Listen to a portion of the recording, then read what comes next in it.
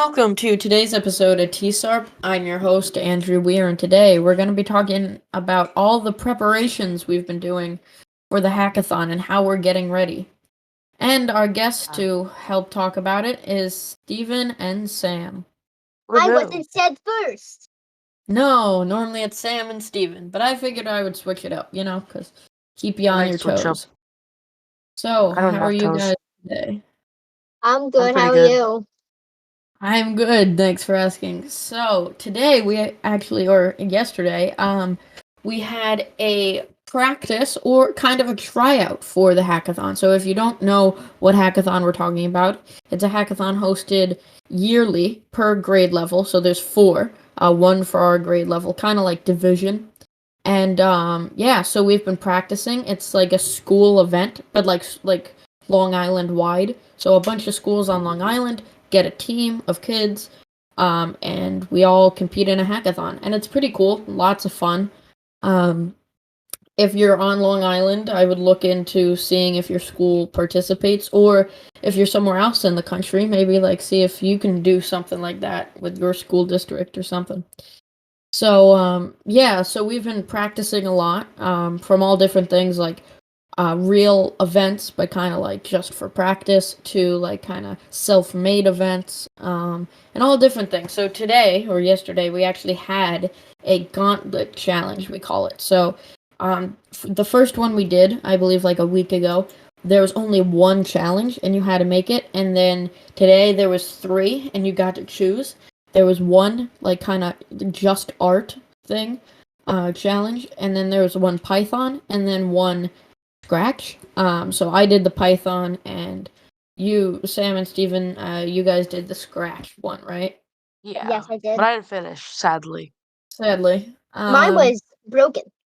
Yeah, we were only given 45 minutes, so, it is hard to make a game, but again, in the hackathon, per territory, you're only gonna really have 45 minutes. So you gotta see how good you can make it. Now, again, I definitely, if it was a hackathon, and I believe Joseph La, who's been on the show a few times, actually said that too. There just wasn't enough pressure, because in the hackathon, you feel it, right? Especially because this year we're going to be in person. Past few years, we've been virtual, and you feel the environment around you, and everyone's okay, do it really fast, and you're going at your max speed, but it's just hard to do that when there isn't really something at stake. And I was talking a lot with our teacher, Miss Thompson, and Mr. Ferrara, talking about what I was doing and how I'm doing this, because they were interested. So it did slow me down, and there was talking going on. So if we were going at our hackathon speed, we would have gotten more done, but that was just the environment. So so we've been doing those gauntlet challenges. They've been a lot of fun. Sam, how have yours been? Have you been having fun? Have you been doing well? I have been having a lot of fun, but I end up making horrible games, so it's not good.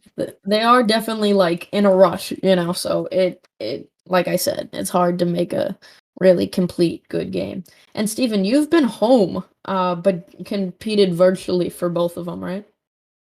Yeah. Steven should make it a theme that he does all the gauntlet challenges at home.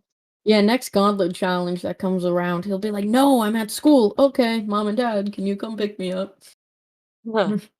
Yeah, there's only one left. Or if they add them challenges, there I thought there is were four. I thought there were four. there.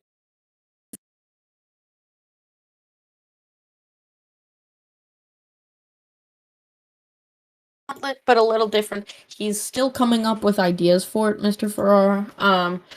But it's basically, from what I was saying and what he kind of thought too, but it might not be like this, where he gives you a kind of a ready-made thing, and you have to, but it failed, right? So say you submitted it for territory, it fails, and you have to make it pass. But that was just an idea. It might be completely different. But it is gonna help improve your, okay, I failed, how do I fix this? Ideas in your head and how to do it. So it is going to be a little different, but same idea, like a gauntlet. and definitely hackathon focused. The past two was just getting better at coding while getting better for hackathons. This one's almost primarily just hackathon focused, but it is a cool idea. I like it. He's been coming up with a lot of good ideas for these gauntlet challenges and definitely getting the team ready. Now, technically, we're still in tryouts. So even though there's some people that everyone assumes will make it, it's still not set in stone. Like, there will be people that people are like, oh, you must get on, that don't.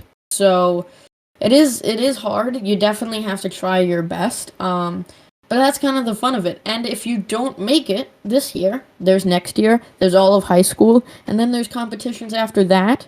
There's always hackathons for all different ages, but yeah, so there's always time to improve and other events to look forward to.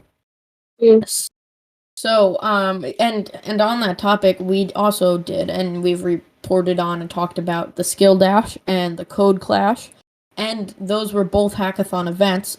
They were both were a little different from a real hackathon, but pretty much similar, and pretty much the same. And we have another Skill Dash coming up. Sadly, none of us can participate because it's only for 6th grade, but it will be getting the 6th graders ready and prepared for their hackathon, which will come a little later. Ours is March 31st, from what I remember, and then theirs is April 30th, around there. I might be wrong. I think it's like April 29th. But yeah, it's like the last Friday in April, I know. So yeah, so theirs is a little later. They have more time to prepare, but still, they should be getting ready, and hopefully we can win both. It is a very hard task, but hopefully we can win. I mean, all this preparing that Mr. Ferrara and Ms. Thompson have been setting up and really getting the team ready. And like he said, it's hackathon season. You know, you gotta be improving those skills, kind of getting in the mindset. Yeah. So, Sam and Steven, do you have any tips for kind of like practicing or trying to make the team? I would say like to show your best. So like say you're doing a challenge and you really want the teachers to see this specific one. Like make sure that they do actually see it. Like talk to them about it or post it on whatever site you use to like share information with them or anything. Yeah, and that's actually a very good tip. It's kind of just getting in front of your coaches and your teachers, because if they don't really know you're there or they don't know your best work, they might not think of you as a great like team member for the hackathon. Like, say all of our best projects, right? Yeah. Okay. Goes forward. But what if they've never seen it, you know, and they don't know? So you want to make sure, like Sam said, get your work in front of your teachers, share it on Google Classroom or whatever site you use to communicate with them. Yeah, so showing them your best work is definitely a good tip for getting on the team. Yes. Steven, do you have any tips? Not really. Mine's really kind of the same as Sam's, like getting people to see it. Yeah. Yeah, But but that's one main thing. yeah, I recommend definitely trying out if there is an event like that near you, or maybe even the same one. Even though, you know, we might beat you if you're in ours. Oh yeah, you're dead if you compete with us. Yeah, we'll win. I love how we're so like confident, even though this specific team we're trying out for has never won in the past. Watch us lose. Watch us But lose. yeah, watch us lose and be like, well, guys, We never tried. said we will win. We actually never said we will win. There's no footage of We us. said, you know, there's fine print that said there's a big possibility, but you know, might not come true. Yeah. Yeah, for real. Yeah. So, well, I hope these tips helped you.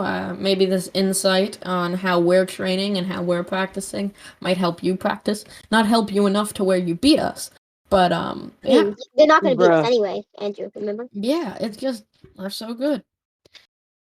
So thank you all for listening, and we will see you in the next one. Bye bye. Bye. See you later.